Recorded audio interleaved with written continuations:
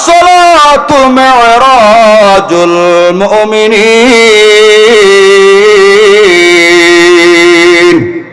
নামাজ হলো মুমিনদের মেরাজ। নামাজ কি জোরে বলেন? নামাজ মুমিনদের মেরাজ। এই নামাজ পড়ার জন্য সর্বপ্রথম আমরা যখন পবিত্রতা অর্জন করব, ও মুসলমান অনেক জায়গায় দেখা যায় প্রস্রাব করার পরে টিস্যু ব্যবহার করে না, জায়গায় পানি ব্যবহার করে না। না, পানি ব্যবহার করা যাবে না। ওরে পুরুষরা টিস্যু ব্যবহার করতে হবে, ঢিলা ব্যবহার করতে হবে। আমরা যারা যুবক আছি আমরা তো হয়তো 2 মিনিট 3 মিনিট 4 মিনিট পর্যন্ত টিস্যু ঢিলা ব্যবহার করে সময় লাগাইয়া দিই, আর নয় কিন্তু ফ্রেশ হওয়া যাবে না, পবিত্র হওয়া যাবে না। মুরাব্বি বাবা জানরা যারা আছেন আপনাদের সময়েরও বেশি লাগবে। অনেক মুরাব্বিদেরকে দেখা যায়, অনেক মুসাল্লিদেরকে দেখা যায় প্রস্রাব করিয়া জায়গায় পানি ব্যবহার করে, না না, আপনি সব নষ্ট করে ফেললেন। আরে মুসলমান আমরা যারা পুরুষ আছি আমাদের প্রস্রাবের নালীটা হলো তারের মতো আঁকা বাঁকা নিগড়ে আস্তে আস্তে করে এক এক ফোঁটা প্রস্রাব টপকায় দুনিয়ায় বের হয়ে যায়। কিন্তু নারীদের এমন নয়, নারীদের প্রস্রাব গুলো মা বোনদের প্রস্রাব একসাথে সব বের হয়ে যায়। এর জন্য তারা পানি ব্যবহার করে ধুইয়া ফেলায়, তাদের কোনো সমস্যা হয় না। আমরা পুরুষ যারা আছি আমাদের টিস্যু ব্যবহার করতে হবে। 3 মিনিট 4 মিনিট পর্যন্ত টিস্যু নিয়ে ঘোরাঘুরি করো, তারপরে পানি ব্যবহার করো, আর নয় কিন্তু ফ্রেশ হওয়া যাবে না। জায়গায় যদি আপনি পানি ব্যবহার করেন এরপরে ফোঁটা করে প্রস্রাব বের হইয়া আপনার কাপড়ে লাগবে, আপনার রানে লাগবে, নামাজ শেষ। কিয়ামত পর্যন্ত নামাজ পড়লেও কোনো নামাজে কাজ হবে না। কতক্ষণ ঠিক কিনা? পয়গম্বর আরবি বলেন নামাজ পড়ার জন্য বান্দা যখন ওযু করার জন্য বসিয়ে যায়, একটু খেয়াল করে হাদিস কানটা লাগায়া শোনো। নামাজ পড়বে বান্দা পবিত্রতা অর্জন করার জন্য যখন ওযু করার জন্য বান্দা বসিয়ে যায়, পয়গম্বর বলেন এই ওযুর নিয়াত করে যখন বান্দা বান্দি হাতটা ধৌত শুরু করে দেয়, হাতের দ্বারা যে গুনাহ হয়েছে ওই গুনাহগুলো ওযুর পানির সঙ্গে সঙ্গে ধুয়ে জোরে পড়ে যায়। বান্দা যখন মুখমণ্ডল ধৌত করে এই চেহারা দ্বারা বান্দা যে গুনাহ করেছে এই গুনাহগুলো ওযুর পানির সঙ্গে সঙ্গে ধুয়ে পড়ে যায়। বান্দা যখন কুলি করে মুখের দ্বারা বান্দা যে গুনাহ করেছে গুনাহগুলো ওযুর পানির সঙ্গে সঙ্গে ধুয়ে ঝরে গুনাহগুলো পড়ে যায়। বান্দা যখন নাক ধৌত করে নাকের মধ্যে পানি দেয়, নাকের দ্বারা বান্দা যে গুনাহ করেছে নাকের গুনাহগুলো ঝরে পড়ে যায়। বান্দা হাত যখন ধৌত করে হাতের দ্বারা বান্দা যে গুনাহ করেছে গুনাহগুলো ঝরে পড়ে যায়। মাথা মাসে করে মাথার গুনাহগুলো ঝরে পড়ে যায়। পাও ধৌত করে পার গুনাহগুলো ধুয়ে ঝরে পড়ে যায়। সুবহানাল্লাহ। এরকম যদি 5 ওয়াক্ত নামাজ উম্মতে মুহাম্মাদি যদি আদায় করতে পারে, বান্দা যোহর পড়লা আসর পর্যন্ত যে গুনাহ হয়েছে আসর ওযু করার মাধ্যমে গুনাহগুলো ধুয়ে পড়া গেল। মাগরিব পড়বা ওযু বানাইলা, মাঝের মাঝখানে যে গুনাহ হয়েছে ধুইয়া ঝরে পড়া যায়। এশার নামাজ পড়বা ওযু বানাইলা, এশা পর্যন্ত মাগরিব থেকে যে গুনাহ হয়েছে ওযুর পানির সঙ্গে ধুয়ে ঝইরা পড়া যায়। এশা পড়ার পরে ফজরের নামাজে রওনা, ফজর পড়ার জন্য যাইতেছে ওযু বানাইতেছে। রাতের বেলা যদি কোনো প্রকার গুনাহ হয়ে থাকে ওযুর পানির সঙ্গে ধুয়ে ঝরে পড়ে যায়। ইমামে আযম আবু হানিফা রাহমাতুল্লাহি আলাইহি ডাক দিয়া কয়, ও হরিয়াটির মুসলমান গো, অনেকের কলিজার মধ্যে একের পর এক প্রশ্ন উদয় হইয়া যাইতেছে, হুজুর আপনি কেমন কইরা জানলেন ওযুর পানির সঙ্গে গুনাহ ঝরে পড়ে যায়? আজ পর্যন্ত কেউ দেখেছে? অবশ্যই দেখেছেন। ইমামে আযম আবু হানিফা রাহমাতুল্লাহি আলাইহি ওযুখানার মধ্যে চলে গেলেন, একটা নওজোয়ান একটা যুবক ওযু বানাইতেছে। ইমামে আযম ডাক দিয়ে কয়, রে যুবক রে তুমি চুরি করেছো? অবাক হয়ে গেল যুবক। ডাক দিয়ে কয়, ইমাম সাহেব আপনি কেমন করে জানলেন আমি চুরি করেছি? দুনিয়ার কেউ জানে না, কেউ জানে না, একমাত্র জানে আমার আল্লাহ। আপনি কেমন করে জানলেন আমি চুরি করেছি?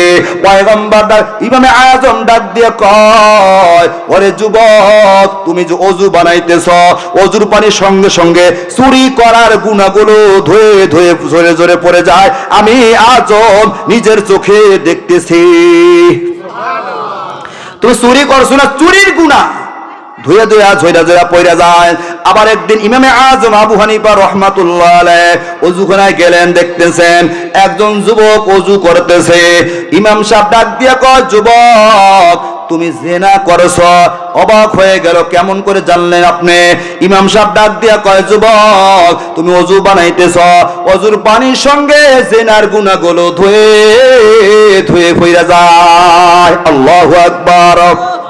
ওযুর পানির সঙ্গে কোন প্রকারের গুনাহ, কোন প্রকারের গুনাহ?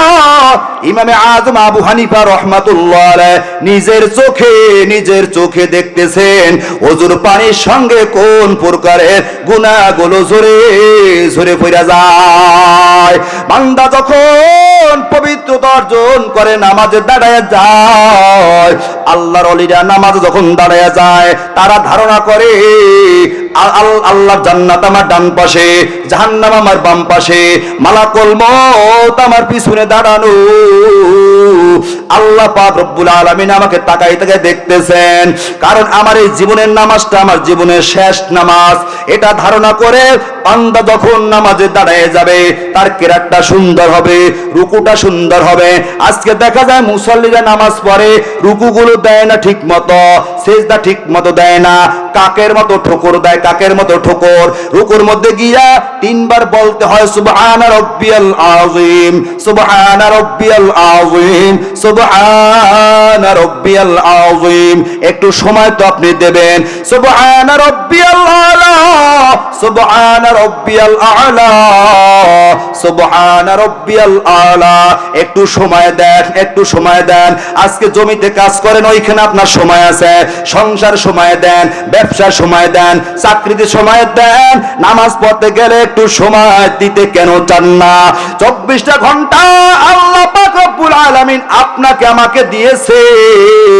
24টা ঘন্টার মধ্যে যদি 2টা ঘন্টা আল্লাহর গোলামির কাজে ব্যয় না করতে পারি, অন্ধকার কবরে ধরা পড়ে যাইতে হবে। কথা কোন ঠিক কিনা? নামাজটা নিয়ে যদি কবরে যাইতে না পারি, অন্ধকার কবরে কিন্তু ধরা পড়ে যাইতে হবে। অন্ধকার কবর বড় কঠিন। কবর কাউকে ছাড়বে না। কবর ধনীও দেখে না, কবর গরিবও দেখে না, কবর বাদশাও দেখে না, কবর কৃষকও দেখে না, কবর চেয়ারম্যান দেখে না, কবর এমপি মন্ত্রী দেখে না, কবর কৃষক দিন মজুর ভ্যান চালকও দেখেন না। কবর দেখবেন আমল, কবর দেখবেন আমল, কবর দেখবেন আমল। কথা কোন ঠিক কিনা? ধনীর জন্য 3খানা কাপড়, গরিবের জন্য 3খান কাপড়, এমপি মন্ত্রীর জন্য 3খান সাদা কাপড়। আপনার আমার জন্য 3খান সাদা কাপড়ে কাপড় হবে। এমন নয় টাকাওয়ালার জন্য 5 খান, কোটিপতির জন্য 10 পিস। না না না, ধনীর জন্য যেমন কাপড়, গরিবের জন্য তেমনই কাপড়। ধনীর কবর যেমন, গরিবের কবরও তেমন। এজন্য দুনিয়া থেকে নামাজ নামাজ নামাজ নামাজ। পয়গম্বর আরবি মুহাম্মদুর রাসূলুল্লাহ সাল্লাল্লাহু আলাইহি সাল্লাম যখন দুনিয়া থেকে বিদায় হয়ে যাবেন, তখন পয়গম্বর বারবার বলতেন আসসালাত আসসালাত আসসালাত আসসালাত, সালাত সালাত সালাত। নবীর শেষ বাক্য ছিল সালাত সালাত সালাত। সাহাবায়ে কেরামের ঘরে খাবার ছিল না। সাহাবায়ে কেরাম জীবনে এত কষ্ট করেছো, এলাকার মুসলমান গো, জীবনে এত কষ্ট করেছে, কোনোদিন নামাজ ছাড়ে নাই, কোনোদিন আল্লাহর আল্লাহর নাফরমানি করে নাই। ঘরে খাবার নাই, সংসার অভাব অনাটন, কয়েকদিন পর্যন্ত চুলায় আগুন পর্যন্ত জ্বলে না। তলহা রাদিয়াল্লাহু তাআলা আনহু ফজরের নামাজটা যখন পয়গম্বর মসজিদে নববীতে সালামটা ফিরিয়ে দিলেন, তলহা রাদিয়াল্লাহু তাআলা আনহু দাঁড়িয়ে গেলেন, বাড়ির দিকে রওনা চলতেছেন। ওসমান রাদিয়াল্লাহু তাআলা আনহু দাঁড়িয়ে গেলেন। ওসমান ডাক দিয়ে ও পয়গম্বর, দেখেন তাকায়া দেখেন তলহার অবস্থাটা দেখেন, ও বিবির বড় পাগল, বিবি ছাড়া কিছুই বোঝে না। ফজরের পরে আমরা মসজিদে একটু সময় দিই, আপনার সামনে বসে দোয়া মোনাজাত পর্যন্ত আমরা সময় দিই, কিন্তু তলহা বিবির বড় পাগল, বিবির জন্য পাগল হয়া দৌড়ায়, সময় দেয় না। পয়গম্বর ডাক দিয়ে ওসমান রে, জায়গায় বসিয়ে যাও, আমার তলহার বিরুদ্ধে এমন কথা তুমি বলিও না। তলহা চলিয়ে গেলেন। ফজরের নামাজ দোয়া মোনাজাত যখন শেষ হয়ে গেল, পয়গম্বর আরবি মুহাম্মদুর রাসূলুল্লাহ সাল্লাল্লাহু আলাইহি ওয়াসাল্লাম সাহাবায়ে কেরামদেরকে নিয়ে এবার তলহার বাড়ির উদ্দেশ্যে রওনা। তলহার দরজায় দাঁড়াইয়া পয়গম্বর আরবি ডাক দিতেছেন, ও তলহা, তলহা, তলহা, তলহা। তলহা ভিতর বাড়ি থেকে বলতেছে, লাব্বাইক, লাব্বাইক ইয়া রাসূলুল্লাহ, লাব্বাইক ইয়া রাসূলুল্লাহ, কিন্তু তলহা দরজা খোলে না। পয়গম্বর বারবার ডাকেন, তলহা, তলহা দরজা খোলে না। ওমরের মেজাজ গরম হয়ে গেল। ওমর ডাক দিয়ে কয়, পয়গম্বর আপনার পায়ের জুতা ধুলিতে আল্লাহর আরশ পর্যন্ত ধন্য হয়ে গেল। আজকে সাধারণ একটা সাহাবী তলহা, এই গরিব মিসকিন অসহায় তলহার দরজায় দাঁড়ায়া আপনি ডাকতেছেন, আর তলহা দরজা খুলে না। তলহা বড় বেয়াদব হয়ে গেল। নবী আমার ডাক দিয়ে কয়, ওমর আমার তলহার বিরুদ্ধে এমন কথা তুমি বলিও না। ওমর সহ্য করতে পারলেন না, ওখান থেকে সরিয়া তলহার বাড়ির চতুর্পাশে চক্কর লাগাইতেছেন। ইতিমধ্যে তলহা দরজা খুলিয়া দিলেন। দরজা খোলা মাত্র পয়গম্বর ডাক দিয়া কয়, ওরে তলহা, তোমার বিরুদ্ধে দুইটা অভিযোগ। পয়গম্বর অভিযোগ করেন তলহার বিরুদ্ধে, বিশ্বনবী অভিযোগ, তোমার বিরুদ্ধে দুইটা অভিযোগ আমার। এক নম্বর অভিযোগ হলো, ফজরের নামাজের সালাম ফিরানো মাত্র কেন বাড়িতে দৌড়াও? একটু সময় দিলে তোমার সমস্যা কি হয়ে যায়, কেন বাড়ির দিকে দৌড়াও? দুই নম্বর, তোমার বিরুদ্ধে আমি পয়গম্বর অভিযোগ হইল, তোমার দরজায় দাঁড়াইয়া দাঁড়াইয়া বারবার ডাকতেছি, তলহা, তলহা, তলহা, তুমি দরজা খোলো না, শুধু আওয়াজ দাও ভিতর থেকে, লাব্বাইক, লাব্বাইক ইয়া রাসূলুল্লাহ, লাব্বাইক ইয়া রাসূলুল্লাহ, কেন দরজা খোলো না? ওসমান তলহা রাদিয়াল্লাহু তাআলা আনহু চোখের থেকে মুক্তার মতো পানিগুলো ছেড়ে দিলেন। ডাক দিয়া গো পয়গম্বর। ইতিমধ্যে ওমর হাজির হয়ে গেলেন। ওমর ডাক দিয়া গো পয়গম্বর, এই তলহার বিরুদ্ধে আমারও একটা অভিযোগ, তোমার আবার কিসের অভিযোগ? ওমর ডাক দিয়া কয়, পয়গম্বর আমি বাড়ির চতুর্পাশে চক্কর লাগাইলাম, একটা ছিদ্র দিয়ে তাকাই দেখতেছি এ বাড়ির মাঝখানে ঘরের মেঝেতে তার একটা মাসুম বাচ্চাকে রশি দ্বারা বেঁধে মাঝখানে খুঁটির সঙ্গে বেঁধে রেখেছে। পয়গম্বর ডাক দিয়ে কয়, তলহা রে, এ কেমন আচরণ? মাসুম বাচ্চাকে রশি দিয়া কেন ঘরের মাঝখানে খুঁটির সঙ্গে বেঁধে রাখলা? ফাবিমা রাহমাতিম মিনাল্লাহি লিনতা লাহুম। আমার পয়গম্বরের কলিজার মধ্যে ছিল উম্মতের দরদ আর মহব্বত আর ভালোবাসা। পয়গম্বর ডাক দিয়ে কয়, তলহা রে, তোমার বিরুদ্ধে এক এক করে তিনটা অভিযোগ হয়ে গেল। তলহা রাদিয়াল্লাহু তাআলা আনহু চোখের থেকে মুক্তার মতো পানিগুলো ছেড়ে দিলেন। ডাক দিয়া কয়, পয়গম্বর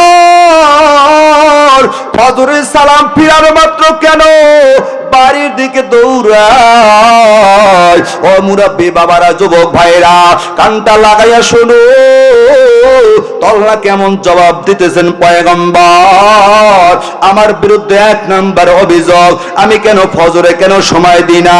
ও পয়গম্বর, আমি আর আমার বিবি দুইজনের মিলাইয়া আমাদের গরিব একটা সংসার, বড় সংসার, গরিব অসহায় একটা সংসার, স্বামী আর স্ত্রী দুইজনের মিলাইয়া একটা মাত্র কাপড়, একটা মাত্র কাপড়। ওই এলাকার মা বোনেরা কানটা লাগাইয়া শুনো, তলহা কয়, আমি আর আমার বিবি দুইজনের মিলাইয়া একটা মাত্র কাপড়। ও পয়গম্বর, যখন মসজিদে নববীর মিনার থেকে ফজরের আজানের ধ্বনি, আসসালাতু খায়রুম মিনান নাওম, ঘুমের চেয়ে নামাজ ভালো। আর তুমি ঘুমাইও না, ঠিক মতো পড়িলে নামাজ জান্নাত তোমার ঠিকানা। কথা কোন ঠিক কিনা? আওয়াজটা যখন বেশে বেশে কান পর্যন্ত পৌঁছে যায়, ও পয়গম্বর পাগল পার হইয়া আপনার সুরের ঝংকারে, আল্লাহর লাউহে মাহফুজের কোরআন আপনার সুরের ঝংকারে তেলাওয়াত শোনার জন্য পাগল পারা হইয়া দৌড়ায়। পিছনে দাঁড়ায়া দাঁড়ায়া ফজরের নামাজে কোরআন কোন শুনিয়া শুনিয়া আমার কলিজা ঠান্ডা করে, কলিজা তাজা হইয়া যায়, আমার রূহ তাজা হইয়া যায়। যখন ফজরের সালামটা ফিরে দেন, বাড়ির দিকে কেন দৌড়ায়? স্বামী আর স্ত্রী দুইজনের একটা মাত্র কাপড়, আমি কাপড়টা পরিধান করে আপনার পেছনে দাঁড়ায় যায়। আমি যদি দোয়া মোনাজাত পর্যন্ত মসজিদে নববীতে আমি সময় দিই, ওইদিকে পূর্ব আকাশে সূর্য উদয় হয়, আর আমার বিবির ফজরের নামাজটা যদি কাজা হইয়া যায়, 2,88,00,000 বছর মালিকের জাহান্নামের আগুনে জ্বলতে হবে। ও পয়গম্বর, জাহান্নামের আগুন বড় কঠিন, আমার বিবি আগুন সহ্য করতে পারবে না। অন্ধকার কবরে সাপ বিচ্ছু বড় কঠিন, বিবি সহ্য করতে পারবে না। এজন্য আমি সময় দিই না, তাড়াতাড়ি বাড়িতে দৌড়াই। বাড়ির মাঝখানে, ঘরের মাঝখানে একটা গর্ত খনন করেছে, আমি তাড়াতাড়ি গর্তের মধ্যে নামিয়ে বসিয়া যাই। কাপড়টা আমি বিবিকে দিয়া দিই, বিবি কাপড়টা পরিধান করে মালিকের কদমে সেজদা শুরু কইরা দেয়। আপনি যখন আমার দরজায় দাঁড়ায় আমাকে ডাকতেছেন তলহা তলহা, ওই সময় আমি গর্তের মধ্যে বসা, আমার কাছে এতটুকু কাপড় নাই যে কাপড় পরিধান করে আমি আপনার সামনে দাঁড়াইব। ও পয়গম্বর, আপনার মতো পয়গম্বর আমার বাড়ির দরজায় আমাকে ডাকতেছেন আর আমি সাড়া দেব না, দরজা খুলবো না? এটা হতে পারে না, এটা হতে পারে না। ঘরের মধ্যে কাপড় নাই, কি পরিধান করব? আমার কাছে কাপড় নাই, গর্তের মধ্যে আমি বসা, আমার মন মানায় না, কলিজায় মানায় না, বিশ্বনবী আমার দরজায় দাঁড়ানো। ও পয়গম্বর, ওইদিকে বিবির কাছ থেকে কাপড়টা ছিনাইয়ে নিয়ে আসবো, তাও পারি না। তাকাই দেখতেছে বিবি আমার আল্লাহর কুদরতে কদে মাথা টাকায়া আল্লাহর সঙ্গে কথা শুরু করে দিয়েছে। আমার বড় ভয়, বড় ভয়, কেমন কইরে বিবির কাছ থেকে কাপড়টা ছিনাই নিয়ে আসি, তাও পারি না। এইদিকে আপনি দাঁড়ানো, তাও সহ্য হয় না। ও পয়গম্বর, চোখের থেকে পানি ঝরানো ছাড়া দ্বিতীয় কোনো রাস্তা পাই না। বিবির নামাজ যখন হয়ে গেল, কাপড়টা দিয়া দিল, কাপড় পরিধান করে আপনার সামনে দাঁড়াইলাম। আপনার কাছে ক্ষমা চাই, মাপ চাই, আমাকে ক্ষমা করে দেন। ও এলাকার মুসলমান গো, ঘরের মধ্যে খাবার নাই, ঘরের মধ্যে কাপড় নাই, কাপড় নাই, খাবার নাই, ওই ঘরের মধ্যে আছে আমার মালিকের গোলামি দিয়া ভরা। কথা কও ঠিক কিনা? আল্লাহ নাফরমানি করে না, সাহাবায়ে কেরাম করেন নাই। নবী আমার ডাক দিয়া কয়, মাসুম বাচ্চাকে রশি দ্বারা কেন বেঁধে রাখলা? তলহা ডাক দিয়ে, ও পয়গম্বর, আমার বাড়ির দরজায় তাকাই দেখেন ইহুদির একটা খেজুর গাছ, এই খেজুর গাছে পাকা পাকা খেজুর রাতের বেলা টপ টপ করে জমিনে পড়ে। আমি যখন ফজরে চলিয়া যাই, আমার মাসুম বাচ্চা যদি ঘুম থেকে জাগিয়া ইহুদির গাছের খেজুর খাইয়া ফেলায়, কাল কিয়ামতের ময়দানে আল্লাহ আদালতে আমার কোনো জবাব থাকবে না, আমার কোনো জবাব নাই। এজন্য আমি ফজরে যাওয়ার আগে আমার মাসুম বাচ্চাকে ঘুম থেকে উঠাইয়া রশি দ্বারা বেঁধে ঘরের মাঝখানে খুঁটির সঙ্গে বেঁধে রাখি, যাতে করে ইহুদির গাছের খেজুর খাইতে না পারে। জোরে বলেন সুবহানাল্লাহ। এত ভয়, এত ভয়, এত ভয়।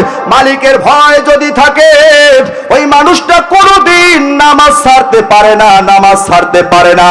শীত হোক, গরম হোক, যত ঠান্ডা হোক, যত ঠান্ডা হোক, যত ঠান্ডা হোক না কেন, আল্লাহর ভয় যদি থাকে অন্তরের মধ্যে, আল্লাহর মহব্বত আর পয়গম্বরের মহব্বত যদি থাকে, ওই মানুষরা কোশ্চিন কেউ নামাজ ছাড়তে পারে না, আল্লাহ নাফরমানি করতে পারে না। পয়গম্বরের মহব্বতে পাগল পারা হইয়া আল্লাহর গোলামি করে করে আখিরাতে সম্বল জোগাড় করিয়া তারপরে মালিকের কবরে যাওয়ার জন্য রেডি হইয়া যাবে। কতক্ষণ ঠিক কিনা? কার কার মনটা ভালো আছে? কার কার কলিজার মধ্যে আল্লাহর ভয় আছে, পয়গম্বর মহব্বত আছে? আর কোনদিন নামাজ ছাড়বো না। সুখে হোক দুঃখে হোক, সুখে হোক দুঃখে হোক, শান্তিতে কষ্টে মুসিবতে বিপদে, শীত হোক গরমে হোক, আর কোনদিন নামাজ ছাড়বো না, নামাজ ছাড়বো না। কার কার মনটা ভালো আছে? আমার আল্লাহকে হাত দুইটা দেখাই। আল্লাহু আকবার। আল্লাহ পাঁচ ওয়াক্ত নামাজ ঠিক মতো আদায় করা তৌফিক দান করো। তোমার মহব্বত, তোমার বন্ধুর মহব্বত কলিজার মধ্যে ঢুকাইয়া দাও। আল্লাহ নামাজের মজা অন্তর মধ্যে ঢুকাইয়া দাও। আল্লাহ অন্ধকার কবরে ভয় কলিজার মধ্যে ঢুকাইয়া দাও। জাহান্নামের আগুনের ভয় অন্তর মধ্যে ঢুকাইয়া দাও। দিনের মহব্বত কলিজার মধ্যে ঢুকাইয়া দাও। সকলে বলি আমিন। ওয়া আখিরু দাওয়ানা আনিল হামদুলিল্লাহি রাব্বিল আলামিন।